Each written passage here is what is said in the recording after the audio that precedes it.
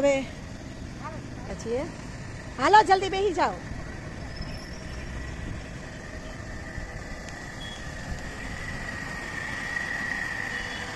હવે આ જો બધા પરિવારના સભ્ય વ્યવસ્થિત ગાડીમાં ગોઠવાઈ ગયા છે. ગામડેથી બે ભાભી અને ભત્રીજીઓ આવ્યા છે.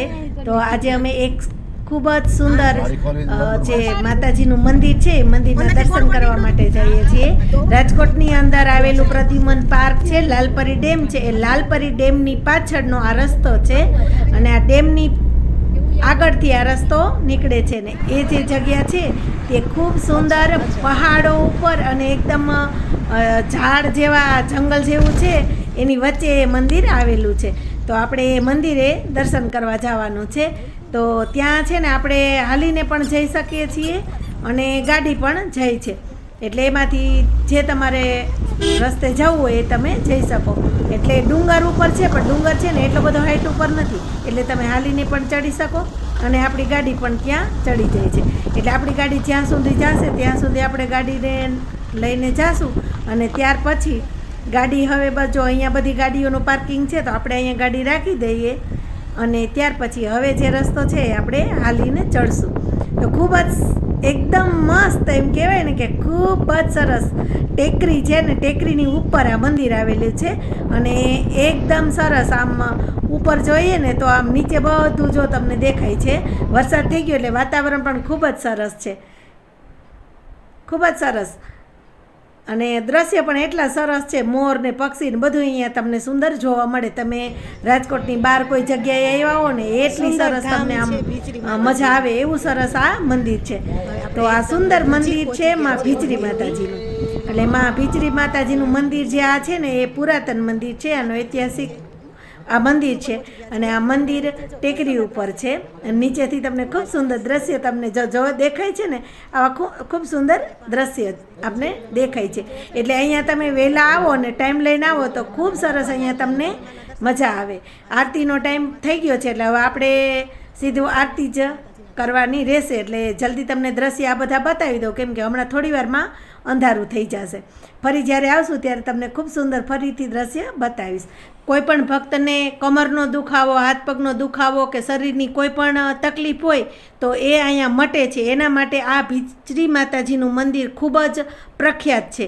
તો એ જે માનતાઓ છે એના વિશે હું તમને આગળ કહીશ.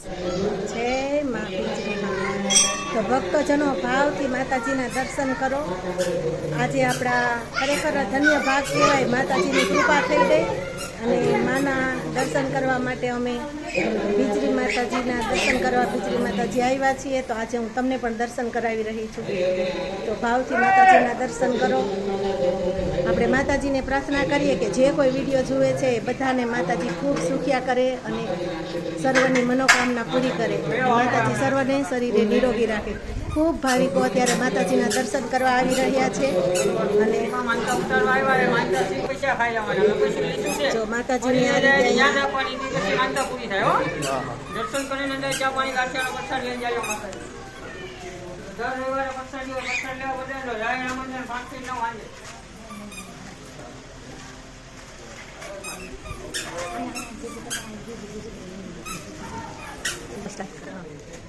જય ભીચરીમાં. ભાઈ તમે હા તો શું માતાજી ચામડીના કોઈ પણ રોગ હોય છે એનાથી આપણે મીઠાની માનતા ગમે એ લોકો કરે છે. એટલે ભીચરીમાં 2 મીઠાની માનતા કરી હોય તો 2 બીજી મૂકવું પડે છે. 4 મીઠાની માનતા બધા ધારા કામ થાય છે. ચામડીના રોગથી બધા માનતા અહીંયા વધારે આવે છે એમ. હરસ, મસા, ખરજવું એ જે કંઈ કોઈને તકલીફ હોય, ચામડીને લગતા જે કંઈ રોગ હોય એની માતાજીની માનતા મીઠાની કરવાની હોય. એટલે તમે મીઠાની 2 કોથળીની માનતા કરી હોય તો માની માનતા જ્યારે પૂરી કરવા આવો ત્યારે 4 કોથળી તમારે માતાજીને અર્પણ કરવાની હોય. પણ આજે હું તમને યુટ્યુબના માધ્યમથી માના દર્શન કરાવી રહી છું. ખરેખર હું પણ ધન્ય થઈ ગઈ. મારા ચેનલમાં માતાજીની આજે સુંદર વિડીયો આવી ગયો એટલે માના આશીર્વાદ પણ આપને મળી ગયા. સર્વની પવિત્ર મનોકામના માં પૂરી કરે એવા માના ચરણોમાં પ્રાર્થના. આ પૂજારી શ્રી છે તો એ આપને બતાવશે કે માતાજીના અહીંયા માનતા અને કઈ રીતે બધા કરતા હોય.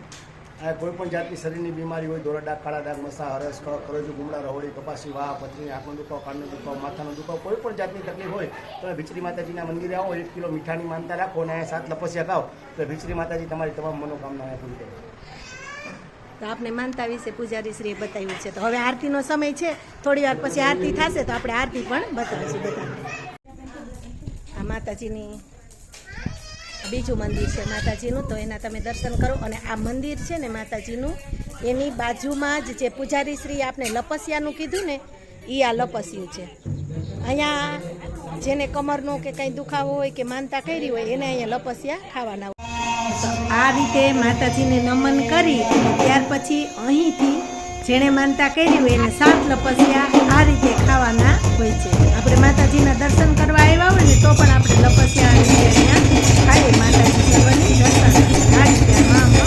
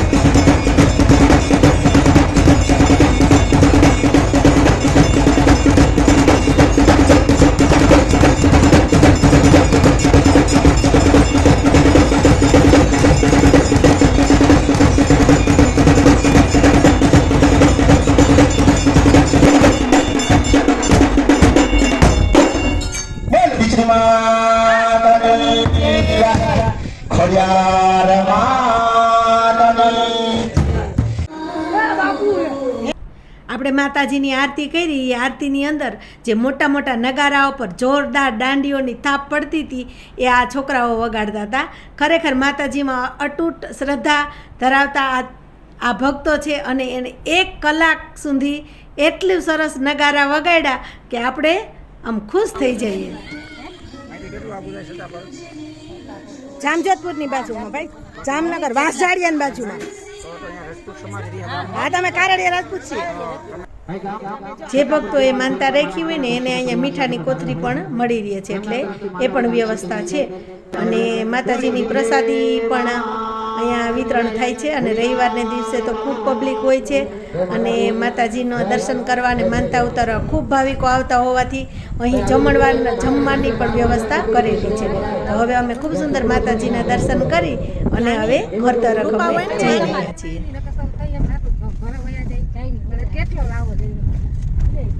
હવે માતાજીના દર્શન કરી અને હવે ઘરે જઈએ છીએ અને એટલા બધા ખુશ છે કે એની કોઈ સીમા જ નથી.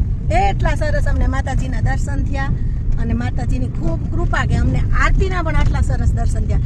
ચોક્કસ ભક્તો જ્યારે પણ તમને ટાઈમ મળે ને ત્યારે રાજકોટમાં આવેલ ભીજરી માતાજીના દર્શન કરવા આવજો. તમને ખરેખર ખૂબ દિવ્યતાનો અને માં અહીંયા પ્રગટ બિરાજે છે એનો અનુભવ થશે.